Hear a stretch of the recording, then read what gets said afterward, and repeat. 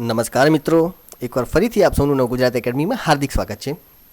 આજે આપણે ઇતિહાસમાં ધોરણ 6ની અંદર 7મા નંબરનું ચેપ્ટર લેવાના છીએ, જેનું નામ છે ગુપ્ત યુગ અને અન્ય શાસકો. આપણે ઓલરેડી મગધમાં મૌર્ય યુગનું શાસન જોઈ લીધું. હવે એક બીજું ઇમ્પોર્ટન્ટ જે વંશ છે જેનું નામ છે ગુપ્ત યુગ, એને આપણે આજના લેક્ચરમાં જોવાનો છે.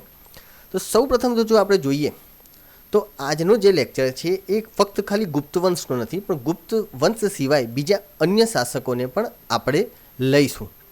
પરંતુ સૌપ્રથમ આપણે લઈશું ગુપ્ત વંશ, જેમાં જે ઇમ્પોર્ટન્ટ જેટલા પણ રાજા થઈ ગયા એના નામ અહીંયા મેં લિસ્ટમાં લખ્યા છે. જેમાં જે સૌપ્રથમ રાજા છે જેનું નામ છે શ્રીગુપ્ત, ત્યારબાદ એમનો પુત્ર ઘટોત્કચ, ત્યારબાદ ચંદ્રગુપ્ત પ્રથમ, ત્યારબાદ સમ્રાટ સમુદ્રગુપ્ત, ત્યારબાદ ચંદ્રગુપ્ત દ્વિતીય જેનું નામ છે વિક્રમાદિત્ય, ત્યારબાદ કુમારગુપ્ત પહેલો અને એના પછી સ્કંદગુપ્ત. એટલે આ બધા જેટલા પણ રાજા છે એ બધા ઇમ્પોર્ટન્ટ રાજા છે, એમના નામ આપણે અહીંયા લીધા છે, રાઈટ. ત્યારબાદ જો આપણે આગળ વધીએ તો જે ગુપ્ત વંશની સ્થાપના છે એ ઈસુની 3જી સદીમાં થઈ હતી. આ જે ગુપ્ત વંશ હતું એ ભારતમાં રાજકીય એકતા, શાંતિ અને સુરક્ષા સ્થાપી. ગુપ્ત વંશનો જે યુગ છે એને ભારતનું સુવર્ણ યુગ કહેવામાં આવે છે. ઇમ્પોર્ટન્ટ છે, યાદ રાખજો કયા વંશના યુગને ભારતનો સુવર્ણ યુગ કહેવામાં આવે છે. તો જ્યારે ગુપ્ત વંશનો યુગ હતો એ યુગને ભારતનો સુવર્ણ યુગ કહેવામાં આવે છે. ત્યારબાદ આપણે આગળ વધીએ તો જે સૌપ્રથમ મગધના સામ્રાજ્યમાં શ્રીગુપ્ત એને ગુપ્ત વંશના સ્થાપક ગણવામાં આવે છે. અને ત્યારબાદ તેમના પુત્રો થઈ ગયા જેનું નામ હતું ઘટોત્કચ, બરાબર.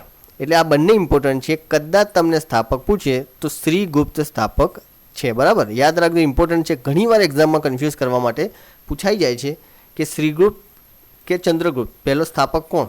તો શ્રીગુપ્ત જે ગુપ્ત વંશના સ્થાપક કહેવામાં આવે છે. પરંતુ અમુક ઇતિહાસકારો છે જેને કન્ફ્યુઝન પણ છે કે શ્રીગુપ્ત સ્થાપક નહોતો, એ ફક્ત મગધમાં કોઈ મોટા એવા પદ પર હતો. કેમ કે જે શ્રીગુપ્ત છે એની આગળ કોઈ એવી ઉપાધિ નથી લાગેલી કે કોઈ એવું એને બિરુદ નથી મળેલું. જેમ કે ચંદ્રગુપ્ત છે તો એને મહારાજાધિરાજનું બિરુદ મળેલું છે, પરંતુ શ્રીગુપ્ત અને ઘટોત્કચને કોઈ એવું બિરુદ મળ્યું નથી. એટલે ઘણા ઇતિહાસકારો આને એક મોટો પ્રશ્ન માને છે કે જે ઓરિજિનલ વંશના સ્થાપક ગણવામાં આવે છે ચંદ્રગુપ્ત ગણવામાં આવે છે, બરાબર. પરંતુ એક્ઝામ લક્ષી જો આપણે જોઈએ તો એ આપણે કયા ઇતિહાસકારે શું કહ્યું એમાં આપણે હમણાં પડવાની જરૂર નથી. પરંતુ જો આપણે માનીએ તો જે સ્થાપક છે એ શ્રીગુપ્ત છે, બરાબર, એ માનીને જ આપણે ચાલવાનું છે. ત્યારબાદ આપણે આગળ જોઈએ તો ચંદ્રગુપ્ત પ્રથમ, જે ઘટોત્કચનો પુત્ર ચંદ્રગુપ્ત પ્રથમ આવ્યા. હવે ચંદ્રગુપ્ત પ્રથમ જે ઈસવીસન 319માં પાટલીપુત્રની ગાદીએ બેઠા. હવે જે મગધ હતું તેની રાજધાની હતી પાટલીપુત્ર, બરાબર. એટલે અહીંયા પાટલીપુત્ર લખ્યું છે. તેમના જે લગ્ન થયા હતા એ લિચ્છી જાતિની કન્યા જેનું નામ છે કુમારદેવી, તેમની સાથે એના લગ્ન થયા હતા. તેમણે મગધ પાસેના જે વિસ્તારો છે જેનું નામ છે પ્રયાગરાજ, જેને અલ્હાબાદ પણ કહેવામાં આવે છે, અને સાકેત જેને અયોધ્યા કહેવામાં આવે છે, તે તેમણે જીત્યા હતા. અને તેમને મહારાજને બદલે મહારાજાધિરાજનું બિરુદ મળ્યું હતું. ઇમ્પોર્ટન્ટ છે, યાદ રાખજો, બરાબર. ત્યારબાદ તેમણે પોતાની સત્તા અને પ્રતિષ્ઠાની પ્રતીતિ કરાવવા માટે સોનાના સિક્કા પણ બહાર પાડ્યા અને તેમણે ગુપ્ત સંવંતની પણ શરૂઆત કરી. આ પણ એક ઇમ્પોર્ટન્ટ થઈ જાય છે, રાઈટ. ગુપ્ત સંવંતની શરૂઆત કોણે કરી? તો ચંદ્રગુપ્ત પ્રથમે, બરાબર. યાદ રાખજો, એક હતા આપણે ચંદ્રગુપ્ત મૌર્ય જોયું હતું, બરાબર, એ મૌર્ય વંશનું હતું. અને આ શું છે? ગુપ્ત છે, રાઈટ. એટલે કન્ફ્યુઝ ના થતા, ચંદ્રગુપ્ત પ્રથમ જે ગુપ્ત વંશનો આપણે વાત કરી રહ્યા છે, બરાબર, એણે ગુપ્ત વંશની શરૂઆત કરી છે, રાઈટ. એટલે યાદ રાખજો, ઇમ્પોર્ટન્ટ વસ્તુ થઈ જાય છે. ત્યારબાદ સૌરાષ્ટ્રના જે વલ્લભી રાજ્યના શાસકો હતા એમણે પણ ગુપ્ત સંવંત જે ગુપ્ત સંવંત હતો એનો સ્વીકાર કર્યો હતો, રાઈટ. આ પણ ઇમ્પોર્ટન્ટ થઈ જાય છે. જે વલ્લભી જે છે એ સૌરાષ્ટ્રની અંદર આવેલું છે, બરાબર. યાદ રાખજો, ઇમ્પોર્ટન્ટ છે. અને આ જે ગુપ્ત સંવંત છે એના પ્રમાણે જ જે હિન્દ છે એટલે ભારત છે એના ઇતિહાસમાં કાળ ગણના અને કાળક્રમ અનુસાર ઐતિહાસિક બનાવોની ગોઠવણીઓ જે બધી થઈ એ શક્ય બની, બરાબર, ગુપ્ત સંવંતના હિસાબે. ત્યારબાદ જે બીજો રાજા જોઈએ તો ચંદ્રગુપ્ત પછી જે આવ્યો એનું નામ છે સમુદ્રગુપ્ત, રાઈટ. એ પણ એક પ્રતાપી રાજા હતો, બરાબર. આ જે લિસ્ટ છે રાજાઓના નામનું એ તમે યાદ રાખજો, ઇમ્પોર્ટન્ટ છે. જો સિક્વન્સમાં તમે યાદ રાખશો તો તમને ઇઝીલી એવું યાદ રહી જશે.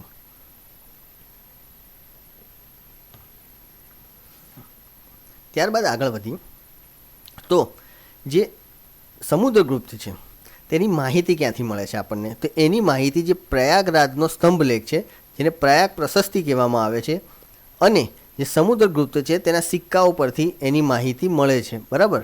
અને જે આ પ્રયાગ પ્રશસ્તિ છે તેની રચના તેના રાજકવિ હરિસેણે કરી હતી. ઇમ્પોર્ટન્ટ છે, યાદ રાખજો કે આ પ્રયાગરાજ હતી, આ પ્રયાગ પ્રશસ્તિ એની રચના કોણે કરી હતી? તો રાજકવિ હરિસેણે, સમુદ્રગુપ્તના રાજકવિ, બરાબર, યાદ રાખજો. ત્યારબાદ આપણે આગળ વધીએ તો તેમણે ખૂબ જ ઓછા સમયમાં ઉત્તર ભારતના મોટાભાગના રાજ્યોથી માંડી અને અફઘાનિસ્તાનના કુષાણ શાસન તંત્રો સુધી વિજય યાત્રા કરી. દક્ષિણમાં લગભગ 12 જેટલા રાજાઓને હરાવ્યા, પરંતુ તેમણે ત્યાં ડાયરેક્ટલી રાજ નથી કર્યું, બરાબર. આ યાદ રાખજો, આ જે રાજાઓ હતા એમને હરાવવામાં જરૂરથી આવેલા છે, પરંતુ ડાયરેક્ટલી એમણે ત્યાં રાજ કર્યું નથી. તેમણે ત્યાંના રાજ્યોને ખાલસા કર્યા, બરાબર. અને ખાલસા કરવાને બદલે ત્યાંના રાજ્યોને ખાલસા તેમણે કરવાને બદલે તેઓએ તેમને ખંડિયા રાજાઓ તરીકે પુનઃસ્થાપિત કરવાનો નિર્ણય લીધો. એનું કારણ શું? કે એક રાજા અહીંયા રાજ કરતો હોય તો દક્ષિણમાં જઈને કઈ રીતે રાજ કરશે, બરાબર, બધી બાજુ પહોંચી નહીં વળે. એટલે એ રાજ્યોને ખાલસા કરવાની જગ્યા પર એ રાજાઓને એમણે જે સ્થિતિ હતી એ સ્થિતિમાં રહેવા દીધા, પરંતુ એમને જે ખંડિયા રાજાઓ તરીકેનો એમને પુનઃસ્થાપિત એ લોકોને કરવામાં આવે, એટલે કર ઉઘરાવો, બરાબર, ને કર એમને ત્યાં મોકલાવો, બરાબર. એટલે એ ખંડિયા રાજા તરીકે એમને પુનઃસ્થાપિત કર્યા. ત્યારબાદ આપણે આગળ જોઈએ તો તેમણે વહીવટ ચલાવવા માટે રાજ્યપાલો અને અધિકારીઓની પણ નિમણૂક કરી હતી, બરાબર. તેઓ જાતે એક કવિ હતા, એટલે તેમને કવિરાજનું બિરુદ પણ મળ્યું છે, બરાબર. આ ઇમ્પોર્ટન્ટ થઈ જાય છે. કયા રાજાને કવિરાજનું બિરુદ મળ્યું? તો એ સમુદ્રગુપ્ત, રાઈટ. ત્યારબાદ એમના સિક્કામાં વીણા વગાડતો સિક્કાઓ પણ મળી આવ્યા છે, એટલે વીણા વગાડતા હશે એવું માનવામાં આવે છે, બરાબર. એટલે વીણા વગાડતા એમના સિક્કા પણ મળી આવ્યા છે. તેમણે અશ્વમેઘ યજ્ઞ પણ કર્યો હતો અને એ સંદર્ભના સિક્કા પણ બહાર પાડ્યા હતા. આ પણ ઇમ્પોર્ટન્ટ બને છે કે અશ્વમેઘ યજ્ઞ કોણે કર્યો હતો? તો સમુદ્રગુપ્તે, બરાબર. યાદ રાખજો, ઇમ્પોર્ટન્ટ બની જાય છે આ બધું. ત્યારબાદ આપણે આગળ વધીએ તો તેમના શાસન દરમિયાન અનેક મંદિરો, બૌદ્ધ વિહારો, જૈન ઉપાશ્રયો પણ બંધાયા હતા, પરંતુ તેમણે જે હિન્દુ ધર્મ હતો તેને એક ઉત્તેજન આપ્યું હતું. હવે આપણે આગળ થર્ડ જે રાજા છે એને જોઈ લઈએ કે સમ્રાટ ચંદ્રગુપ્ત બીજો. આપણે ઓલરેડી જે ચંદ્રગુપ્ત પ્રથમ તો આપણે ઓલરેડી જોયો, જે ઘટોત્કચનો પુત્ર હતો, રાઈટ. અહીંયા આગળ આપણે જોયું, અહીંયા તમને યાદ હોય તો આ શ્રીગુપ્ત, ત્યારબાદ ઘટોત્કચ, ત્યારબાદ ચંદ્રગુપ્ત પહેલો, અને એના પછી સમુદ્રગુપ્ત, અને સમુદ્રગુપ્ત પછી ચંદ્રગુપ્ત બીજો, જેને વિક્રમાદિત્યની ઉપાધિ મળેલી છે, બરાબર. એટલે અહીંયા લખ્યું છે વિક્રમાદિત્ય, બરાબર. હવે 375માં ઈસવીસન 375માં જે સમુદ્રગુપ્ત છે તેનું અવસાન થયું અને તેના સ્થાને ચંદ્રગુપ્ત બીજો ગાદી ઉપર આવ્યો, રાઈટ. અને ત્યારબાદ તેણે સામ્રાજ્યનો વિસ્તાર કર્યો, બરાબર, સામ્રાજ્યનો વિસ્તાર કર્યો. અને જે આ ચંદ્રગુપ્ત દ્વિતીય છે તેના સમયમાં ચીની યાત્રાળુ ફાહિયાન ભારતમાં આવ્યો હતો. ઇમ્પોર્ટન્ટ છે, કદાચ કન્ફ્યુઝ કરવા માટે પૂછી લે કે ચીની યાત્રાળુ ફાહિયાન કોના સમયમાં ભારતમાં આવ્યો હતો? તો ઓપ્શનમાં ચંદ્રગુપ્ત 1, ચંદ્રગુપ્ત મૌર્ય, ચંદ્રગુપ્ત 2, એટલે યાદ રાખજો ચંદ્રગુપ્ત 2ના સમયમાં આવ્યો હતો, બરાબર. એટલે આ યાત્રાળુઓ પણ આપણે બધા યાદ રાખવાના છે કે કયો યાત્રાળુ કે કયા પ્રવાસીઓ કોના સમયમાં ભારતમાં આવ્યા હતા, બરાબર. એટલે આ એક પહેલું યાદ રાખી લેજો. ત્યારબાદ તેમણે પાટલીપુત્ર ઉપરાંત ઉજ્જૈનને પણ બીજી રાજધાની બનાવી, એટલે અહીંયા 2 રાજધાની તેમણે કરી નાખી, એક પાટલીપુત્ર અને એક ઉજ્જૈન. જુદા જુદા વહીવટી એકમોમાં વહેંચી અને સુવ્યવસ્થિત વહીવટ તેમણે ચલાવ્યો હતો, બરાબર. ત્યારબાદ આપણે તેમની વિજયની વ્યૂહરચના જોઈ લઈએ કે તેમણે અલગ અલગ જગ્યાએ જે વિજય મેળવ્યો તો એમની વ્યૂહરચના શું હતી, કઈ રીતે વિજય મેળવ્યો. તો તેમણે શું કર્યું કે ગુજરાત પર હુમલો કરી અને શકસત્રપ વંશના રાજ્યનો અંત આણ્યો, બરાબર, શકસત્રપ વંશનો. અને આ વિજયની યાદમાં તેમનું સકારીનું બિરુદ ધારણ કર્યું. ઇમ્પોર્ટન્ટ બની જાય છે, યાદ રાખજો. સકારીનું બિરુદ કોણે ધારણ કર્યું હતું? તો ચંદ્રગુપ્ત બીજાએ. અને કેમ કે શકસત્રપ જે હતા એ વંશના રાજ્યનો તેમણે અંત આણ્યો હતો, એટલે શકને હરાવીને તેઓ સકારી બન્યા, બરાબર.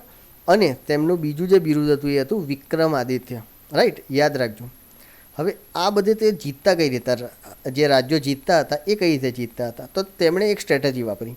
એમાં તેમણે શું કર્યું કે જે બીજા રાજ્યો હતા તેમની સાથે લગ્ન સંબંધો બાંધી દીધા અને એના કારણે જે એમનું જે સૈન્ય બળ હતું એ તેમણે મજબૂત કરી નાખ્યું. બરાબર, એટલે લગ્ન સંબંધ બાંધ્યો એટલે કદાચ યુદ્ધમાં બીજા સૈનિક બળની જરૂર પડી હોય તો પેલા લોકો એમનું સૈનિક બળ પણ મોકલાવતા હતા. એટલે એમની મદદથી એમણે પોતાનું સૈનિક બળ પાવરફુલ કરી નાખ્યું અને ત્યારબાદ એમણે એમના જે સામ્રાજ્ય હતો એનો વિસ્તાર કર્યો. હવે તેમણે ગુજરાત અને સૌરાષ્ટ્રના સમુદ્ર પ્રદેશો, ભૃગુ કચ્છ એટલે ભરૂચ, સ્તંભ તીર્થ એટલે ખંભાત, આ નામ બધા ઇમ્પોર્ટન્ટ છે, ધ્યાનથી યાદ રાખજો. ભૃગુ કચ્છ જે ભરૂચનું જૂનું નામ છે, સ્તંભ તીર્થ ખંભાતનું જૂનું નામ છે. બરાબર, આ બધા બંદરો ગુપ્ત સામ્રાજ્યને મળ્યા અને એના કારણે જ એમનો દરિયાઈ વેપાર આંતરરાષ્ટ્રીય બન્યો અને તે દરિયાઈ વેપાર એમનો વધવા લાગ્યો, ખૂબ વધારો થયો. બરાબર, અને તેઓને ખૂબ એના કારણે ખૂબ સંપત્તિ મળી, જે વેપાર હતો એના કારણે. પરંતુ અહીંયા યાદ રાખજો કે ભરૂચને ભૃગુ કચ્છ અને ખંભાતને સ્તંભ તીર્થ, બરાબર, બંને યાદ રાખી લેજો. એક સ્ટોરી જેમ તમે સારી રીતે યાદ રાખશો તો આ બધું યાદ રહી જશે, તમારે એટલું બધું ગોખવાની જરૂર નહીં પડે. ત્યારબાદ આપણે આગળ જોઈએ તો એમને ધર્મ. તો ચંદ્રગુપ્ત બીજો હતો એ કયા ધર્મી હતો? વૈષ્ણવ ધર્મી હતો, પરંતુ બીજા ધર્મો પ્રત્યે પણ તેમને ખૂબ આદર હતો. તેમના જે સેનાપતિ હતા આમ્રકારદેવ, તે બૌદ્ધ ધર્મ અંગીકાર કરેલો હતો, જ્યારે રાજ્યમંત્રી વરસેને શૈવ ધર્મ પાળતા હતા. બરાબર, એટલે બધા અલગ હતા પરંતુ એ દરેક ધર્મ પ્રત્યે શું કરતા હતા? ખૂબ આદર રાખતા હતા. બરાબર, આ બંનેના નામ યાદ રાખી લેજો. સેનાપતિ આમ્રકારદેવ જેણે બૌદ્ધ ધર્મ અંગીકાર કરેલો હતો અને રાજ્યમંત્રી વરસેન જેણે શૈવ ધર્મ અંગીકાર કરેલો હતો. ત્યારબાદ તેણે રાજધાની પાટલીપુત્રમાં પણ અનેક બૌદ્ધ મઠ બંધાવ્યા હતા. હવે આપણે આ તો ધાર્મિક વાત થઈ, ધર્મની વાત થઈ. હવે આપણે એમના દરબારના જે રત્નો જોઈ લઈએ. તો સૌ પ્રથમ તો સૌથી ઇમ્પોર્ટન્ટ રત્ન આપણે જોઈએ જે મહાન કવિ અને નાટ્ય લેખક હતા કાલિદાસ. એ તેમના રાજકવિ હતા. બરાબર, કવિ કાલિદાસ નામ તમે બહુ સાંભળ્યું હશે. કવિ કાલિદાસ તેમના રાજકવિ હતા અને સંસ્કૃત ભાષાના એક મહાન કવિ હતા. બરાબર, કદાચ ભાષા બી પૂછી લે, આ તો જીપીએસસી ગમે તે પૂછી શકે, એટલે બધી વસ્તુ યાદ રાખજો. ત્યારબાદ ધન્વંતરી તેના રાજવેદ હતા.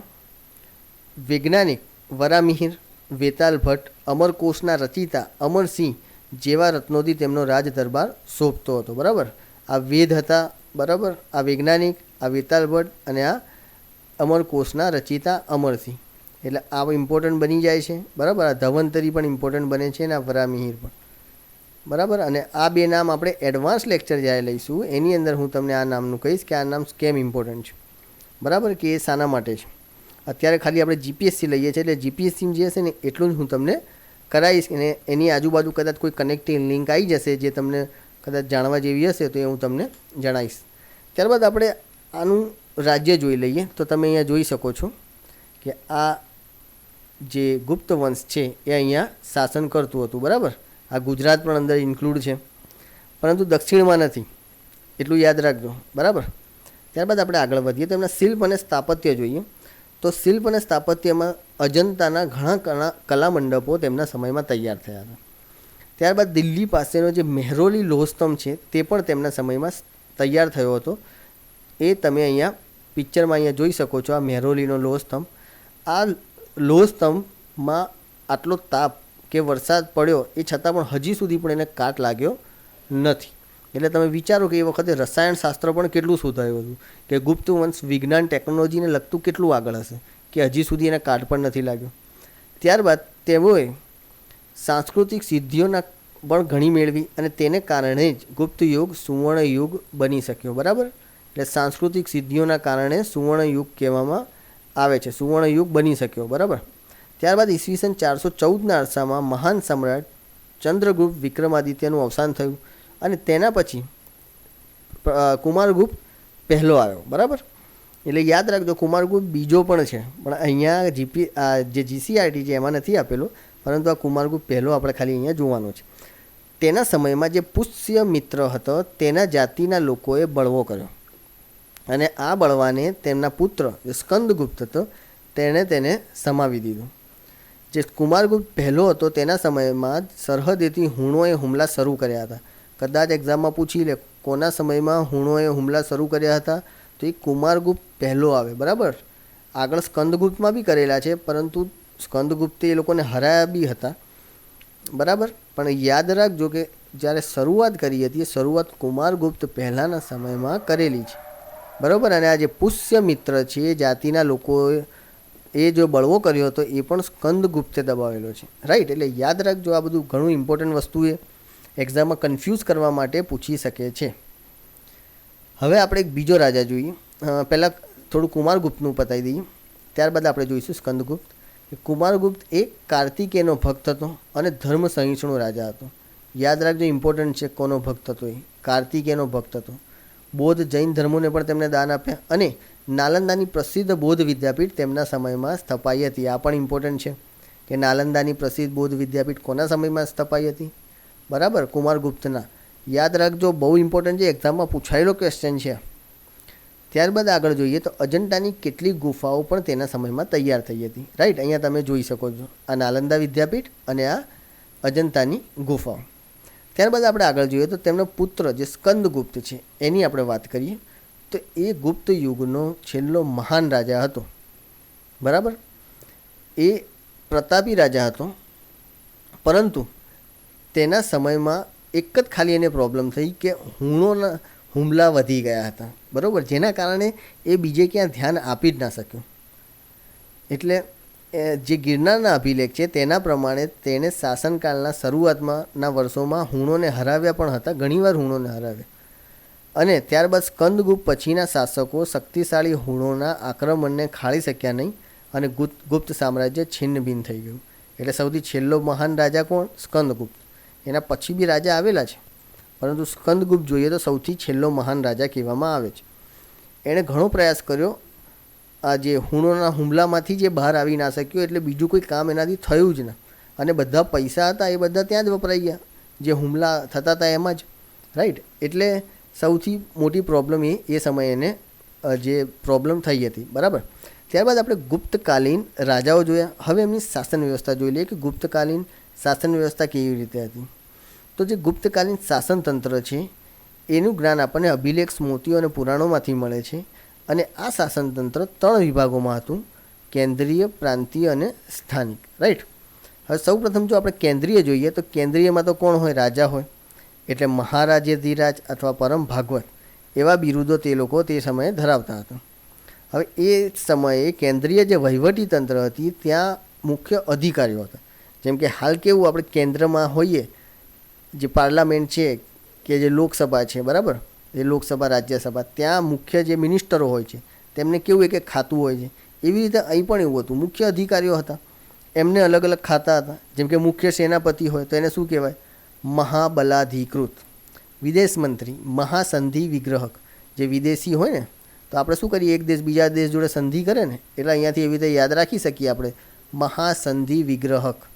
ત્યારબાદ મહેલો અને દ્વારોના રક્ષકવાળા, તો એનો મહાપ્રતિહાર, બરાબર. અહીંયા પ્રતિહાર પરથી તમે યાદ રાખી શકો છો, મહાપ્રતિહાર. ઘોડે સવાર સેનાના વડા એટલે મહાઅશ્વપતિ, બરાબર. આ અશ્વ પરથી તમે યાદ રાખી શકો છો. હાથીની સેનાના વડા મહાપીલુપતિ, બરાબર. હાથીનું નામ આપણે રાખી દઈએ પીલું, એટલે પીલુપતિ. ત્યારબાદ જે રાજ્યના દસ્તાવેજોને સાચવનાર પુસ્તપાલ, બરાબર. પુસ્તક પરથી યાદ રાખી શકીએ કે પુસ્તપાલ, બરાબર. એટલે એ રીતે આવા નામના બધા અધિકારી હતા. એટલે આવા એમને નામ આપવામાં આવતા હતા દરેક ખાતાના, જે ખાતાના વડા છે એને. ત્યારબાદ પ્રાંતની વાત કરીએ આપણે. સેકન્ડ નંબર પર પ્રાંત આવતું હતું. તો પ્રાંતના જે વડા તરીકે મોટે ભાગે કોને રાખવામાં આવતા હતા? રાજકુમારોને જ મૂકવામાં આવતા હતા. મૌર્યમાં આપણે ઓલરેડી જોઈ લીધું છે, બરાબર. અને આમાં કુમારમાત્ય અને આયુક્ત પ્રાંતમાં મુખ્ય ભૂમિકા ભજવતા હતા. રાજકુમારને તો રાખવામાં જ આવતા હતા વડા તરીકે, પરંતુ જે બીજા જે અધિકારી છે, જે કુમારમાત્ય અને આયુક્ત, તે પણ પ્રાંતમાં મુખ્ય ભૂમિકા ભજવતા હતા. પ્રાંતને ભુક્તિ પણ કહેવામાં આવતું હતું. એટલે પ્રાંતનું જે બીજું નામ શું હતું? ભુક્તિ. યાદ રાખી લેજો. અને જેના વડાને પ્રાદેશિક કહેવામાં આવતા હતા, બરાબર. પ્રાંતને શામાં વહેંચવામાં આવ્યું હતું? જિલ્લામાં. અને જિલ્લાને વિષયમાં વહેંચવામાં આવ્યું હતું. એટલે સૌથી ઉપર શું આવ્યું? આપણે અહીંયા જોઈએ તો કેન્દ્ર, બરાબર, કેન્દ્રીય હતું. ત્યારબાદ શું આવ્યું? પ્રાંત, જેને ભુક્તિ પણ કહેવામાં આવે છે, બરાબર, જેને આપણે ભુક્તિ પણ કહી શકીએ છીએ, બરાબર. ભુક્તિ શામાં વહેંચાયેલું હતું? જે પ્રાંત હતું એ જિલ્લામાં, બરાબર. યાદ રાખજો, પ્રાંત અહીંયા જિલ્લામાં વહેંચાયેલું હતું, જેને વિષય પણ કહેવામાં આવે છે, રાઈટ. અહીંયા આપણે આ રીતે જોઈ શકો છો. અરે સોરી, જિલ્લાને હા, જિલ્લાને વિષય બી કહેવાતો હતો. એટલે આ રીતે હતું, બરાબર. જિલ્લાને વિષય કહેવાતો હતો, પ્રાંત છે એને ભુક્તિ કહેવાતી હતી, અને એના ઉપર કેન્દ્ર આવતું હતું, અને એના નીચે ગ્રામ આવતું હતું, જે નાનામાં નાનું એકમ ગ્રામ, બરાબર. હવે કેટલાક નગરો અને રાજધાની હતી જે પાટલીપુત્રમાં મ્યુનિસિપાલિટી જેવી પણ વ્યવસ્થા દેખાતી હતી. તેમાં નગરશ્રેષ્ઠી, કાયસ્થ, મુખ્ય કારીગર અને મુખ્ય વેપારી એમ 4 વર્ગોનું વર્ચસ્વ તેની અંદર હતું. હવે આપણે સ્થાનિક વહીવટીતંત્ર જોઈ લઈએ. તો જે ગ્રામ કક્ષા છે, તો ગ્રામ કક્ષાએ મેં તમને એમ કહ્યું કે સૌથી લાસ્ટમાં ગ્રામ કક્ષા હતી, બરાબર. એટલે ગ્રામ કક્ષાએ પણ સમિતિઓ બનાવવામાં આવતી હતી, જેમાં વડીલો, ગામના મુખી અને અગત્યના માણસો જે હતા એમનો તેમાં સમાવેશ થતો હતો. એટલે આ રીતે એમનું આખું સ્ટ્રક્ચર હતું, બરાબર. આ રીતે એ લોકો વર્ક કરતા હતા. ત્યારબાદ તેમની આર્થિક સ્થિતિ જોઈ લઈએ. તો ખેતી, આંતરિક વેપાર અને આંતરરાષ્ટ્રીય વેપાર ખૂબ વિકસ્યો હતો, બરાબર. યાદ રાખજો કે આ બધી વસ્તુઓ ત્યાં વિકસી હતી. તો તેમાં સૌથી પ્રથમ આપણે ખેતી જોઈ લઈએ. તો ખેતીમાં તે લોકો વાર્ષિક, ખેતીની જે પદ્ધતિ હતી તેમાં તે લોકો વાર્ષિક, ત્રિવાર્ષિક અને પંચવાર્ષિક ખેતી પદ્ધતિઓ તેમાં જોવા આપણને મળે છે, બરાબર. જેમાં ઉત્તર ભારતની અંદર, ઉત્તર ભારતમાં ઘઉં અને ચોખા, ગાંધારમાં, અહીંયા ગાંધારમાં પણ હતું, પણ મે બી કદાચ ગાંધારમાં આઈ થિંક શેરડી, બરાબર. અહીં કદાચ નીચે આવી ગયું છે. એટલે ગાંધારમાં શેરડી, કાશ્મીરમાં દ્રાક્ષ અને કેસર, અને કામરૂપમાં નારિયેળ થતા હતા, બરાબર. એટલે અહીંયા યાદ રાખજો, આ હું તમને અહીંયા બરાબર કરી આપીશ. ત્યારબાદ બંગાળમાં ચોખા અને રેશમ, ગુજરાતમાં અને સિંધમાં કપાસ, અને દક્ષિણ ભારતમાં મરી મસાલા, રેશમ અને કપાસનો વેપાર વિકસ્યો હતો. રાજા જ્યાં ઉત્પાદન થતું આ બધી વસ્તુઓનું, એનો 6ઠ્ઠો ભાગ કર તરીકે લેતા હતા, બરાબર. ઇમ્પોર્ટન્ટ વસ્તુ થઈ જાય છે, યાદ રાખજો કે 6ઠ્ઠો ભાગ કર તરીકે લેતા હતા. અને કયા વિસ્તારમાં શું પાક થતો હતો એ પણ તમે યાદ રાખી લેજો. જો જીપીએસસીની તૈયારી કરતા હોય તો ગમે તે વસ્તુ પૂછી લે છે, એટલે આટલું તો તમારે બેઝિક નોલેજ તો આની અંદર હોવું જ જોઈએ, બરાબર. ત્યારબાદ આપણે વેપાર જોઈએ. તો વેપાર, આંતરરાષ્ટ્રીય વેપાર, બરાબર, એ ગુપ્ત યુગની વિશેષતા હતી. કેમ કે ખબર છે કે તે લોકોએ બંદરો પણ ઘણા બધા એવા જીત્યા. ગુજરાતનું બંદર તમે જોયું, તામ્રલિપ્તિ જોયું, બરાબર. એ બંદરો પરથી પણ તે લોકો વેપાર કરતા હતા. ત્યારબાદ નિકાસ. સૌપ્રથમ આપણે નિકાસ જોઈએ. તો એક તે લોકો સ્થળ માર્ગથી કરતા હતા. તો સ્થળ માર્ગે મધ્ય એશિયા થઈને અને યુરોપ સુધી તે લોકો સુતરાઉ કાપડ, રેશમી કાપડ અને મસાલાની નિકાસ કરતા હતા, બરાબર. મધ્ય એશિયા થઈને, બરાબર, રાઈટ, યાદ રાખજો, મધ્ય એશિયા થઈને.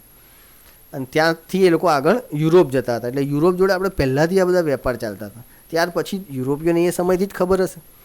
એટલે તો પછી જે 1600ની અંદર તે લોકો અહીંયા આવ્યા, ભારતમાં શોધતા શોધતા સુતરાઉ કાપડને, રેશમી કાપડને, મસાલા શોધતા શોધતા અહીંયા આવ્યા, બરાબર. એટલે એ તો એડવાન્સમાં છે, આપણે પછી વાત કરીશું એ બધી. પણ હાલ અત્યારે યાદ રાખજો કે યુરોપ સુધી એ સમયથી પહોંચતું હતું આ બધી વસ્તુઓ. ત્યારબાદ આગળ જોઈએ તો દરિયાઈ માર્ગ આપણે જોઈએ. તો દરિયાઈ માર્ગમાં ખંભાત, ભરૂચ, સોપારા, તામ્રલિપ્તિ જેવા જે બંદરો હતા ત્યાંથી વસ્તુઓ પૂર્વ અને પશ્ચિમ ભાગમાં જતી હતી, જેમાં સુતરાઉ કાપડ, રેશમી કાપડ, મસાલા, તેજાના લાકડાઓ, એવું બધી વસ્તુ જતી હતી. ત્યારબાદ આપણે આયાત શું કરતા હતા? તો સોનું, ચાંદી ને બીજી ચીજો આપણે બહારથી અહીંયા લાવતા હતા, એટલે આયાત કરતા હતા. અને બ્રાહ્મણોને મંદિરોને ભૂમિદાન આપવામાં આવતું હતું, બરાબર. એટલે બ્રાહ્મણોને અને જે મંદિરો હતા ત્યાં ભૂમિદાન કરવામાં આવતી હતી. ત્યારબાદ આપણે ધાર્મિક સ્થિતિ જોઈ લઈએ. તો ગુપ્ત યુગમાં હિન્દુ ધર્મ સંપૂર્ણપણે ખીલેલો જોવા મળે છે તમને. ગુપ્ત સમ્રાટો વૈષ્ણવ ધર્મને રાજ્ય ધર્મનો દરજ્જો આપતા હતા, બરાબર, વૈષ્ણવ ધર્મને. પરિણામે વિષ્ણુ અને તેમના અવતારો શ્રી રામ, શ્રી કૃષ્ણ આ સમયમાં મહદઅંશે પૂજાતા હતા, બરાબર. વિષ્ણુ, આપણે વૈષ્ણવ ધર્મ એટલે વિષ્ણુ, અને તેમના અવતારો એટલે શ્રી રામ અને શ્રી કૃષ્ણ. લક્ષ્મી દેવી તરીકે ખૂબ ખ્યાત હતા. ને આ જ સમયમાં રામાયણ અને મહાભારત પુનઃ સંકલન થયું. યાદ રાખજો, કદાચ એક્ઝામમાં પૂછી લે કોના સમયમાં પુનઃ સંકલન થયું છે. મૌર્ય, ગુપ્ત, બરાબર, પુષ્યભૂમિ, એટલે અલગ કોઈ પણ તમારે વંશ આપી દેશે, તમે યાદ રાખજો કે પુનઃ સંકલન ગુપ્ત વંશમાં થયું. ત્યારબાદ ભગવદ્ ગીતા પણ આ સમયે ખૂબ મહત્વપૂર્ણ ગ્રંથ બન્યો હતો. વૈષ્ણવ ધર્મની જેમ જ શૈવ ધર્મ, બરાબર, શૈવ ધર્મ શિવનો, એ પણ ગુપ્તકાળમાં ખૂબ વિકસ્યો.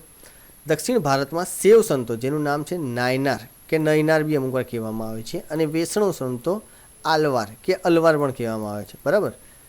અને જે મહિષાસુર મર્દિની, જેનું દુર્ગા આપણે કહીએ છીએ, એની પણ પૂજા પ્રચલિત થઈ હતી. સૂર્ય અને કાર્તિકેયની પૂજા પણ પ્રચલિત થઈ હતી. બરાબર. હવે તમે જોયા વગર મને કમેન્ટ બોક્સમાં એમ કહેજો કે કાર્તિકેયની પૂજા કયા રાજા કરતા હતા. કાર્તિકેય ભગવાનને કયા રાજા માનતા હતા ગુપ્ત વંશના. બરાબર, આપણે જોઈ ગયા આગળ એમાંથી. ત્યારબાદ આપણે આગળ વધીએ તો ગુપ્ત યુગમાં બૌદ્ધ ધર્મ અને જૈન ધર્મનો પણ વિકાસ થયો હતો. સમુદ્રગુપ્ત બૌદ્ધ ધર્મનો સંરક્ષક હતો. રાઈટ, યાદ રાખજો, ઇમ્પોર્ટન્ટ વસ્તુ છે. ત્યારબાદ ગુપ્ત યુગીન સાંસ્કૃતિક સ્થિતિ જોઈએ તો સાંસ્કૃતિક રીતે આ ભારતનો સુવર્ણ યુગ હતો. બરાબર, કદાચ કોઈ વાર પૂછી લે કોની રીતે, તો સાંસ્કૃતિક રીતે. એવી અનેક નવી ભાષાઓ પણ આ સમયમાં ઉત્પન્ન થઈ હતી. કાલિદાસ, સ્કંદસ્વામી, હરિસ્વામી અને રાણી વિજયા તથા આર્યસુર મહત્ત્વના સાહિત્યકારો હતા. એ બધામાં સૌથી બેસ્ટ કે સર્વશ્રેષ્ઠ કહીએ કાલિદાસ હતા. તેમને ભારતના શેક્સપિયર પણ કહેવામાં આવે છે. રાઈટ, યાદ રાખજો, ઇમ્પોર્ટન્ટ વસ્તુ છે. ભારતના શેક્સપિયર કોને કહેવામાં આવે છે, તો કાલિદાસને. ત્યારબાદ ભારતીય મહાકાવ્યોની કથા વસ્તુ એમણે એટલે આ બધા કાવ્યો લખ્યા છે, મહાકાવ્યો લખ્યા છે કાલિદાસે, જેમાં અભિજ્ઞાન શાકુંતલમ, રઘુવંશમ અને મેઘદૂતમ, બરાબર, એવા કાવ્યોની તેમણે રચના કરેલી છે. ત્યારબાદ ગુપ્ત યુગે મંદિર સ્થાપત્યનો રચનાનો પણ યુગ હતો. બરાબર, એટલે તેમણે મંદિર સ્થાપત્ય પણ ગુપ્ત યુગમાં બહુ થયા. જેમાં ગુજરાતમાં ગોપના મંદિરો તમે જોઈ લો, નચના કોઠારનું પાર્વતી મંદિર જુઓ, અને ઝાંસીનું મંદિર એ ભારતમાં સૌપ્રથમ ઇટેરી મંદિરો છે. બરાબર, યાદ રાખજો, કદાચ એક્ઝામમાં પૂછી લે અને ઓપ્શનમાં આપી દે કે સૌપ્રથમ ઇટેરી મંદિરો કયા ભારતમાં, તો યાદ રાખજો. બરાબર. ત્યારબાદ ગુપ્ત યુગ આ દ્રષ્ટિએ મંદિર સ્થાપત્યની શરૂઆત દર્શાવે છે. રાઈટ, હવે આપણે વિજ્ઞાનની સ્થિતિ જોઈ લઈએ કે એ સમયે મંદિરો થયા, સાંસ્કૃતિક થયું, બધું થયું. વિજ્ઞાન બી એ વખતે વિકસિત થયું.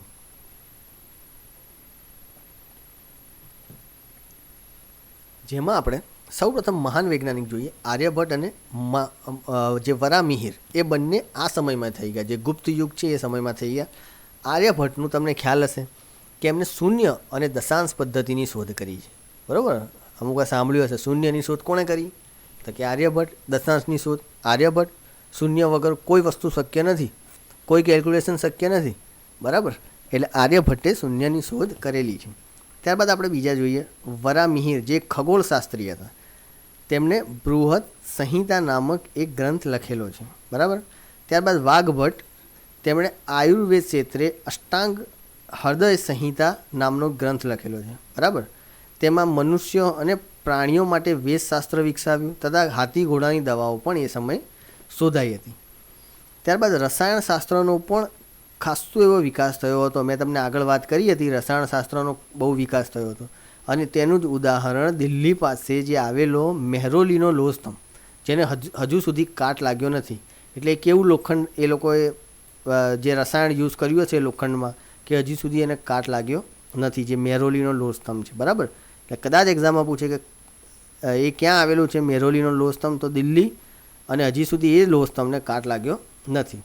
હવે આપણે સોરી ગાઈસ, આપણે એક બીજો એક વંશ જોઈ લઈએ. આપણે ગુપ્ત વંશ જોયો, હવે આપણે અન્ય જે શાસકો છે એમાં આપણે જોઈ લઈએ પુષ્યભૂતિ વંશ. બરાબર, પુષ્યભૂતિ વંશ જે થાણેશ્વરના પુષ્યભૂતિ છે. બરાબર, એટલે સૌથી પહેલાં હું તમને એમનું શોર્ટ એક ઇન્ટ્રોડક્શન આપી દઉં, પછી એનું સમજાવું કે પુષ્યભૂતિ વંશ એ થાણેશ્વરનું પુષ્યભૂતિ વંશ છે. બરાબર, અને એનો જે સૌ પ્રથમ આપણે જોઈશું પ્રભાકર વર્ધન, અને પ્રભાકર વર્ધન પછી જે પુષ્યભૂતિ વંશના પ્રભાકર વર્ધન હતા, એમના 2 પુત્રો અને 1 પુત્રી હતી. પુત્રનું નામ રાજ્યવર્ધન અને હર્ષવર્ધન, અને પુત્રીનું નામ રાજ્યશ્રી હતું. બરાબર, એટલે પ્રભાકર વર્ધનનો આ વંશ વેલો તમે અહીંયા જોઈ શકો છો. હવે જે પુત્રી છે રાજ્યશ્રી, એના લગ્ન કનોજના રાજા ધ્રુવ વર્મા જોડે કરાવ્યા હતા. આ બધા યાદ રાખજો, જેટલા પણ છે ઇમ્પોર્ટન્ટ છે, કેમ કે આગળ જ્યારે હું તમને સ્ટોરી કહીશ તેમાં બધા જ કેરેક્ટર જેટલા પણ છે એ બધા આવશે. રાઈટ, ત્યારબાદ આપણે પુત્ર જોઈએ તો રાજ્યવર્ધન અને હર્ષવર્ધન. હવે હર્ષવર્ધન છે તેના જમાઈ, જે આપણા ગુજરાતના કહીએ ધ્રુવસેન, ગુજરાતમાં જે સૌરાષ્ટ્રમાં વલભી આવેલું છે ને એ ત્યાંના, તો વલભીના મૈત્રક રાજા ધ્રુવસેન એ હર્ષવર્ધનના જમાઈ હતા. યાદ રાખજો, ઇમ્પોર્ટન્ટ બની જાય છે. કોણ હતું? ધ્રુવસેન. અને ક્યાંના હતા? વલ્લભીના મૈત્રકના રાજા. રાઈટ, એટલે અહીંયા આટલું તમે યાદ રાખી લેજો. હવે આપણે અહીંયા જોઈએ છે કે હર્ષવર્ધનનો સમય. સૌપ્રથમ આપણે જોઈએ કે ક્યાંથી હર્ષવર્ધન ગાદી પર આવ્યો. તો આ જે વંશ છે સૌપ્રથમ એનું નામ શું હતું? થાણેશ્વરના પુષ્યભૂતિ, એટલે પુષ્યભૂતિ આ વંશનું નામ છે. હવે પ્રભાકર વર્ધનના પુત્ર રાજ્યવર્ધન અને હર્ષવર્ધન અને પુત્ર રાજ્યશ્રી. હવે રાજ્યશ્રીના લગ્ન કોની જોડે કરાયા? કનોજના રાજા ધ્રુવવર્મા જોડે. હવે થયું એવું કે જે ગોડ એક બીજું રાજ્ય હતું ગોડ, બરાબર, એનો રાજવી હતો શશાંક અને માધવરાજ, બરાબર. આ બંને ભેગા મળી અને રાજ્યશ્રીનું અપહરણ કરી લીધું અને જે રાજ્યશ્રીના જે ધ્રુવવર્મા હતા, બરાબર, જેની જોડે રાજ્યશ્રી પરણી હતી ધ્રુવવર્મા, બરાબર, એની જોડે આ લોકોએ એની જોડે યુદ્ધ કર્યું અને જે ધ્રુવવર્મા છે એ યુદ્ધમાં મૃત્યુ પામ્યો, બરાબર. અને ત્યાં આ લોકોએ રાજ્યશ્રીનું અપહરણ કરી લીધું શશાંક અને માધવરાજે. હવે એને બચાવે કોણ? તો બચાવવા માટે પછી ગયા જે પુત્ર રાજ્યવર્ધન, બરાબર. હવે રાજ્યવર્ધન જ્યારે એને બચાવવા માટે ગયા તો એને આ લોકોએ ધોકાથી જ્યાં શશાંક અને માધવરાજ છે એણે રાજ્યવર્ધનની હત્યા કરી, રાઈટ. અને ત્યાર પછી જે હર્ષવર્ધન છે એણે જે રાજ્યશ્રી છે એને બચાવી અને તેમણે રાજ્ય આરોહણ કર્યું, બરાબર. અને ત્યાર પછી હર્ષવર્ધન આવ્યા અને ત્યારબાદ હવે કનોજની ગાદી ખાલી થઈ ગઈ, ધ્રુવવર્માનું મૃત્યુ થયું, જે અહીંયા રાજ્યવર્ધન છે એનું પણ મૃત્યુ થયું, એટલે કનોજ, બરાબર, અને થાણેશ્વર બે જગ્યા ખાલી થઈ. હવે કનોજમાં ત્યારબાદ એમણે જે હર્ષવર્ધન છે એણે કનોજમાં અને થાણેશ્વરમાં એમ બંને જગ્યાએ પોતાનું શાસન કર્યું, બરાબર.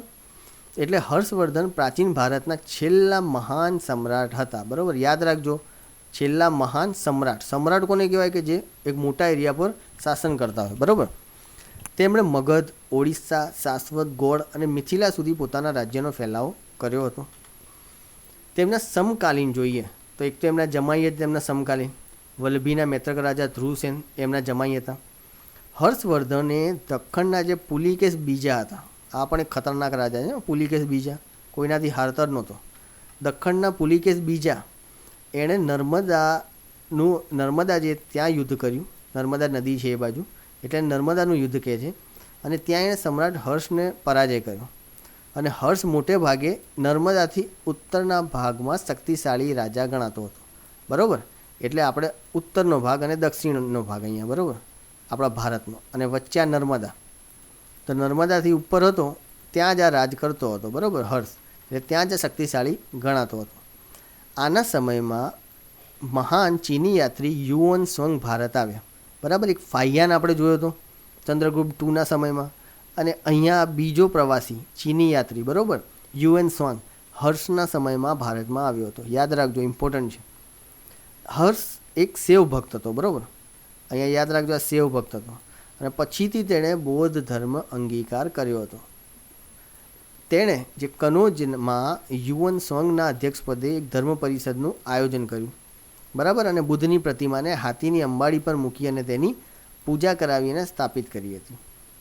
મહાયાન અને હીનયાન સંપ્રદાયો વિશે આ પરિષદમાં ગોષ્ઠી યોજાઈ હતી, બરાબર. એટલે કોની અધ્યક્ષતામાં થઈ હતી આ પરિષદ? તો આ ધર્મ પરિષદ યુઅન સ્વંગની અધ્યક્ષતામાં થઈ હતી. ક્યાં? કનોજમાં, બરાબર. અને એ વખત રાજા કોણ હતો? હર્ષ. હર્ષે અન્ય દેશ સાથે પણ મૈત્રીપૂર્ણ સંબંધો રાખ્યા હતા. પોતાના દૂત મંડળને તેઓએ ચીનમાં મોકલ્યા હતા, બરાબર. એટલે પહેલાંથી આના જોડે તો બનતું જ હતું યુએન સ્વાંગ જોડે, હવે ત્યાં દૂત મંડળને પણ ચીનમાં મોકલ્યા હતા. હવે સમ્રાટ જે હર્ષ હતો ને એ સાહિત્ય, કલા અને વિદ્યાપ્રેમી હતો.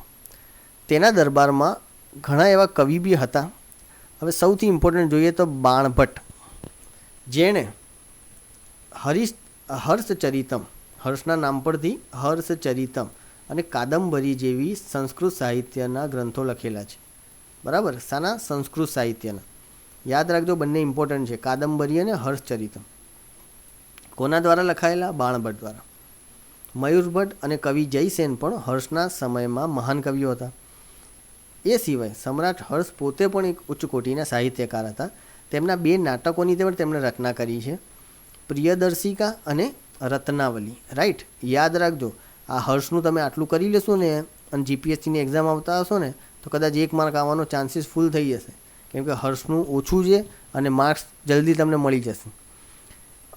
અહીંયા તમે જોઈ શકો છો કે હર્ષનું અહીંયા પ્રિયદર્શિકા અને રત્નાવલી 2 નામના નાટકોની રચના કરી હતી. એ બાદ જે ભગવાન બુદ્ધની જાતક કથા ઉપરથી નાગાનંદ નામનું પણ નાટક તેમણે લખ્યું હતું.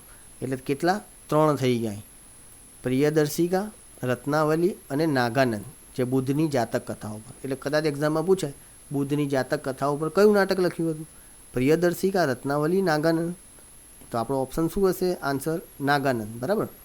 તેમણે નાલંદા વિદ્યાપીઠને નિભાવવા માટે 100 ગામ ભેટ આપ્યા હતા. બરાબર, યાદ રાખજો, ઇમ્પોર્ટન્ટ બની જાય છે. હવે નાલંદા કોના સમયમાં નાલંદાની સ્થાપના થઈ હતી એ પણ કમેન્ટ બોક્સમાં જણાવજો. હવે આપણે ત્રીજો વંશ જોઈએ, ચાલુક્ય વંશ, જેનો પુલિકેશ બીજો આપણે ઇમ્પોર્ટન્ટ જે રાજા છે એ છે પુલિકેશ બીજો. રાઈટ. હવે આપણે પુલિકેશ બીજાને જોઈશું. હવે પુલિકેશ બીજો એટલે કયો? કે જેને હર્ષ જોડે યુદ્ધ થયું હતું નર્મદા નદી પર. એટલે સૌપ્રથમ આપણે જોઈએ તો સમ્રાટ હર્ષના સમકાલીન રાજાઓમાં જે સૌથી શક્તિશાળી રાજા હોય એ છે ચાલુક્ય વંશનો રાજા પુલિકેશ બીજો. બરાબર, બીજો, સેકન્ડ, યાદ રાખજો. તેણે મહારાષ્ટ્રમાં રાષ્ટ્રકૂટ પાસેથી સત્તા આંચકી લીધી અને લગભગ 40 વર્ષ જેટલું એણે શાસન કર્યું હશે. તેણે સમ્રાટ હર્ષને પણ હરાવ્યો, જે આપણે આગળ ઓલરેડી જોઈ લીધું. અને તેણે દક્ષિણ ભારતના કદંબો, માહેશ્વરના ગંગો, કોંકણના મૌર્યોને હરાવી અને દક્ષિણ પથના સ્વામીનું બિરુદ પ્રાપ્ત કર્યું. એટલે આખા દક્ષિણમાં એ રાજ કરતો હતો. ઉત્તરમાં કોણ? એ સમયે હર્ષ, અને દક્ષિણમાં પુલિકેશ બીજો. ખતરનાક રાજા હતો, બધાને હરાવતો હતો. ત્યારબાદ લાટ, માલવ અને ગુર્જરોને પણ તેણે હરાવ્યા. બરાબર, બાહુબલી હતો. કર્ણાટક, મહારાષ્ટ્ર અને કોંકણ એ સમગ્ર વિસ્તારોનો તે સ્વામી હતો. હર્ષની જેમ તેણે પણ અન્ય દેશો સાથે સંબંધ વિકસાવ્યા હતા. ઈરાનમાં પોતાના એક રાજદૂતને તેણે મોકલ્યો હતો. હર્ષે ક્યાં મોકલ્યો? તો ચીનમાં, અને આણે તો કે ઈરાનમાં. બરાબર. ઈરાનના જે શહેનશાહ હતા, જેનું નામ છે ખુસરો II. બરાબર, આ પુલિકેશ II અને આ ખુસરો II બંને સારા મિત્ર હતા. બરાબર, યાદ રાખજો, ઇમ્પોર્ટન્ટ બની જાય છે. ખુસરો II અને પુલિકેશ II સારા મિત્ર હતા. હવે આપણે અન્ય રાજ્ય જોઈ લઈએ. તો આ સમયે બીજા પણ રાજ્યો હતા, ખાલી નામ જ છે, એમાં કોઈ સ્ટોરી નથી બીજી. તો એ સમયે કાંચીના પલ્લવો હતા, રાજસ્થાનના ગુર્જર પ્રતિહારો, વલ્લભીના મૈત્રકો, દક્ષિણ ગુજરાતમાં ગુર્જરી, કાશ્મીરમાં કરકોટકો, બરાબર, વગેરે પણ હતા. પરંતુ એમાં એક ઇમ્પોર્ટન્ટ આપણે જોઈએ તો કાંચીના પલ્લવો, જે સ્થાપત્ય અને કલાના લીધે ખૂબ પ્રખ્યાત થયા. આ જે પલ્લવો છે ને, તેમણે મંદિરો બંધાવ્યા, બ્રહ્મા, વિષ્ણુ અને મહેશના. બરાબર, અને અનેક મૂર્તિઓ પણ કંડારી. તેમનું જે ઇમ્પોર્ટન્ટ જોઈએ તો મહાબલીપુરમના સમુદ્ર તટે આવેલા રથ મંદિરો. બરાબર, ઇમ્પોર્ટન્ટ બની જાય છે. કોણે? પલ્લવોએ બનાવ્યા છે. બરાબર, જે રથ મંદિરો છે ને મહાબલીપુરમના સમુદ્ર તટે આવેલા છે. બરાબર. અને કાંજીવરમના તેમણે બંધાવેલું કૈલાસ મંદિર, જે કૈલાસનાથ મંદિર છે ને એ કાંજીવરમમાં બંધાવેલું. આ એક શ્રેષ્ઠ મંદિર ગણવામાં આવે છે. હવે આપણે મિત્રો આજનો ક્વેશ્ચન જોઈ લઈએ. સૌપ્રથમનો જે ક્વેશ્ચન છે તો ગુપ્ત વંશનો સ્થાપક કોણ? ચંદ્રગુપ્ત પહેલો, સમુદ્રગુપ્ત, ચંદ્રગુપ્ત બીજો કે શ્રીગુપ્ત? તો એનો સાચો આન્સર આવે શ્રીગુપ્ત. ત્યારબાદ સિક્કામાં કયા રાજાએ વીણા વગાડતો દર્શાવવામાં આવ્યો છે? સમુદ્રગુપ્ત, ચંદ્રગુપ્ત બીજો, સ્કંદગુપ્ત કે કુમારગુપ્ત? તો એનો આન્સર શું આવશે? એ સમુદ્રગુપ્ત. બરાબર. ત્યારબાદ દિલ્હી ખાતે લોહ સ્તંભનું નિર્માણ કોના સમયમાં થયું હતું? બરાબર, લોહ સ્તંભ પેલો મેહરોલીનો લોહ સ્તંભ, બરાબર, જેને કાટ લાગ્યું નથી. હવે આનો આન્સર તમે મને કમેન્ટ બોક્સમાં જણાવજો. બરાબર, કે આનો શું આવે. ત્યારબાદ કુમારગુપ્તના સમયમાં કઈ વિદ્યાપીઠની સ્થાપના થઈ હતી? આનો આન્સર પણ તમે મને કમેન્ટ બોક્સમાં જણાવજો. જોઈશું આપણે કેટલું તમારે યાદ રહ્યું છે. ના યાદ રહ્યું હોય તો ફરીથી એકવાર લેક્ચર જોજો, કેમ કે મોસ્ટલી તમારે જો ક્લાસ 3 આપતા હશો તો લગભગ તો આમાંથી બહારથી કશું આવશે જ નહીં, અને ક્લાસ 1, 2 પણ આપતા હશો તો ઘણું બધું એવું અંદર કવર થશે. બરાબર. પછી તમે જ્યારે એડવાન્સ બુક વાંચશો ને તો થોડું ઘણું એવું હશે કે જે એડવાન્સ બુકમાંથી તમને મળી જશે. એટલે નવો સિલેબસ બહુ સારો છે, એમાં ઘણી બધી ઇન્ફોર્મેશન છે. જો બરાબર તમે કરશો ને તો ઘણું બધું તમને આમાંથી જાણવા મળી જશે. હવે આપણો મેન્સનો એક ક્વેશ્ચન અહીંયા છે કે ગુપ્ત સામ્રાજ્યના વહીવટીતંત્ર વિશે 250 શબ્દોમાં લખો. બરાબર. તો આ તમારે જો જીપીએસસી 1, 2 કે જીપીએસસી માટેની કોઈ તૈયારી કરતા હો તો તમે આમાં મેન્સમાં લખી શકો છો. રાઈટ. સો મિત્રો, આજના લેક્ચરમાં આટલું જ હતું. આઈ હોપ તમને લેક્ચર પસંદ પડ્યો હશે. પસંદ પડ્યો તો એક લાઇક જરૂરથી આપજો, અને જો આપણી ચેનલને સબસ્ક્રાઈબ ના કરી હોય તો સૌપ્રથમ સબસ્ક્રાઈબ તો તમે કરી લેજો, જેથી તમને આવા જ લેક્ચરો મળતા રહેશે. સો ગાઈસ, હવે નેક્સ્ટ લેક્ચરમાં આપણે મળીશું 8મા લેક્ચરમાં. ત્યાર સુધી જય ભારત, જય હિન્દ, થેન્ક યુ.